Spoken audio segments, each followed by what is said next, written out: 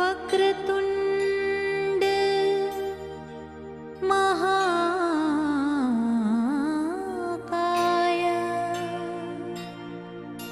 सूर्यकोटि समप्रभा। मन्नत बाबा के आध्यात्मिक वीडियो सबसे पहले देखने के लिए मन्नत बाबा चैनल सब्सक्राइब करें एवं बेल आइकन दबाएं।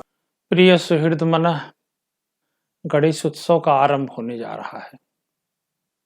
अगले एक पखवाड़े में हम सब भगवान गणेश की स्तुति करेंगे।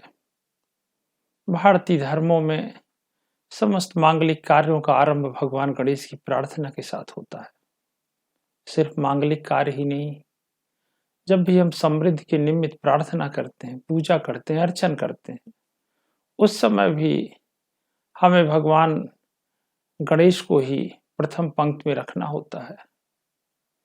मैं आशा करूंगा कि इस गणेश उत्सव पर्व पर आप सभी अपने घरों में भगवान गणेश की एक विग्रह को प्रतिष्ठित करेंगे, उसे स्थापित करेंगे और शास्त्रानुसार उनकी पूजा करेंगे। विनायक चतुर्थी के इस अवसर पे मैं आप सब लोगों को आशीर्वाद देता हूँ। हरिओम। भगवान गणेश के आविर्भाव की कथा अनोखी है। पौराणिकता ने उसे बिल्कुल अलग दृष्टिकोण से बताया है। माता पार्वती एक बार अपने शरीर पर सरसों का उपटन लगवा रही थी। उपटन लगवाते समय उपटन की मैल जो उनके पैरों के पास गिर रही थी, माँ ने उसे सहेज करके इकट्ठा कर लिया। इकट्ठा करने के बाद वे उस उपटन से खेलने लगी और खेलते खेलते उन्होंने उसे गुड्डे का रूप दे दिया। गुड्डे का रूप देते हुए उनके मन में मोह पैदा हो गया। उन्होंने सोचा कि इतना सुंदर सा दिखने वाला उपटन का ये गुड्डा अगर सजीव हो जाए तो कितना अनोखा होगा। जब वो ये बात सोच रही थी, पास से भगवान ब्रह्मा गुजर रहे थे। ब्रह्मा जी ने सोचा कि पार्वती माँ की सेवा करने का अनोखा अवसर है। उन्होंने अपनी शक्ति से उस गुड्डे में आत्मा का संचरण कर दिया, शक्ति का संचरण कर दिया और वो गुड्डा सजीव हो गया। उसे ही हम लोग भगवान गणेश के नाम से जानते हैं। लेकिन इस कहानी का एक तकनीकी पक्ष भी है। पौराणिकता का ये तकनीकी पक्ष इस मामले में अनोखा है कि भगवान गणेश, जिन्हें हम लोग भगवान शंकर और पार्वती के पुत्र के रूप में जानते हैं, वे तकनीकी रूप से केवल पार्वती के बेटे हैं, भगवान शंकर के नहीं। यही कारण है कि भगवान शंकर ने आरंभ में उन्हें अपने पुत्र के रूप में कभी स्वीकार नहीं किया। पार्वती ने प्रयत्न किया लेकिन निष्फल रही। अंततः भगवान गणेश को लेकर भगवान शंकर के मन में ऐसी वितृष्णा पैदा हुई कि वे अपने बेटे से दूर हो गए। अब भगवान गणेश के पास एक ही विकल्प था कि वो सदा अपनी माँ के सेवक, अपनी माँ के संरक्षक और अपनी माँ के सुरक्षा गार्ड की तरह काम करें। यही कारण है कि जब वे एक बार अपनी माता की सुरक्षा कर रहे थे, उनकी सेवा में लगे हुए थे, भगवान शंकर आ गए और उन्होंने पार्वती से मिलने का आग्रह किया, जिसे भगवान गणेश ने अस्वीकार कर दिया। पौराणिकता की कहानी यहाँ से थोड़ी पलट जाती है। क्रोध में आकर भगवान शंकर ने बालक गणेश का सिर काट दिया। अब पार्वती माता अपने कबंध बेटे को देखकर गहरे शोक में डूब गईं। उन्होंने भगवान शंकर से आग्रह किया कि किसी भी हालत में इस बच्चे को जीवित करना होगा। तब भगवान शंकर ने एक हाथी के सिर को काटा और उसे बालक गणेश के सिर पर आरोपित कर दिया।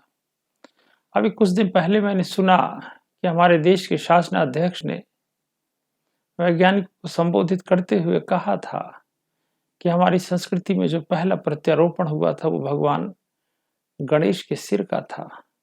बहुत सारे लोगों ने शासनाध्यक्ष की इस मामले में निंदा करी, उनकी आलोचना करी, लेकिन शायद वो एक बात समझने से विमुख रह गए जो हमारी पौराणिकता ने उस तरफ इंगित किया है। आमतौर पर आदमी के शरीर के अंग का दूसरे व्यक्ति के शरीर में प्रत्यारोपण सरल और सहज है, लेकिन किसी पशु के शरीर का कोई अंग निकालकर आदमी में प्रत्यारोपित करना अत्यंत दुष्कर है। शायद पूरी दुनिया के वैज्ञानिक इस तकनीक की खोज में लगे हुए हैं कि वे कब किस पशुओं के शरीर से निकाल करके कुछ अंगों का मनुष्य के शरीर में आरोपण कर लेंगे, ये हाईटेक फिनोमिनन होगी। शायद भारतीय पौराणिकता ने इसी बात को इंगित किया है कि भगवान गणेश के सिर को आरोपित करना कोई मामूली शल्य प्रक्रिया नहीं थी, वो एक हाईटेक प्रक्रिया थी। और जब मनुष्य इस हाईटेक प्रक्रिया को ग्राह्य कर लेगा तभी माना जाएगा कि वो पौराणिकता की उस कल्पनाशीलता और उस तकनीक की नजदीक पहुंच पाया है। भगवान गणेश शंकर के पुत्र नहीं है, इसलिए कि शंकर के मन में उनके लिए कोई खास आग्रह नहीं है। खास आग्रह ना होने के कारण वे उनसे विमुख हो गए कि क्योंकि गणेश केवल पार्वती के बेटे हैं, इसलिए उन्हें पार्वती के तो गुण हैं लेकिन शंकर के गुण नहीं हैं। लेकिन इसके बरक्स उनके दूसरे बेटे कार्तिकेय में भगवान शंकर का रौद्र रूप उपस्थित है। उनके रौद्र रूप को देख करके ही देवताओं ने कार्तिकेय को देवताओं का सैन्य अधिपति नियुक्त किया है। वे देवताओं की सेना के सेनापति तो है ही हैं। जब भी कभी युद्ध होता है तो उस युद्ध के सैन्य संचलन के निमित्त उनको बुलाया जाता है। दक्षिण भारत में कार्तिकेय काफी लोकप्रिय हैं, उन्हें मुर्गन के नाम से भी जाना जाता है। लेकिन मध्य और उत्तर भारत में गणेश जो केवल पार्वती के बेटे हैं, उनकी स्थापना हुई है। क्योंकि वो पार्वती के बेटे हैं और इसलिए उनके अंदर स्त्रीण गुण प्रमुख रूप से उपस्थित है। शायद हम में से बहुत कम लोगों को पता होगा कि हमारे बहुत सारे भाव पुरुषोचित भी हो सकते हैं और बहुत सारे भाव हमारे स्त्रियोचित भी हो सकते हैं।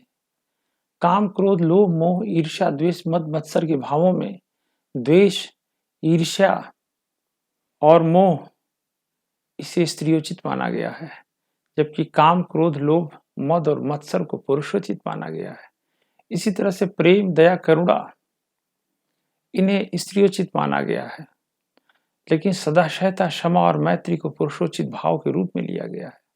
भगवान गणेश के अंदर पुरुषोचित भाव कम है और स्त्रियोचित भाव ज्यादा है। फेमिनिन गुण ज्यादा है, मैस्कुलिन गुण कम है। यही कारण है उनमें स्त्रैण गुण है। स्त्रैण गुण होने के कारण ही वे कभी कभी अपने भक्तों से ईर्ष्यालु हो जाते हैं, उनसे नाराज हो जाते हैं, उन पर कुपित हो जाते हैं। लेकिन अगर तुमने उनकी अभ्यर्थना कर दी तो तुम इस दंड से मुक्त हो जाओगे।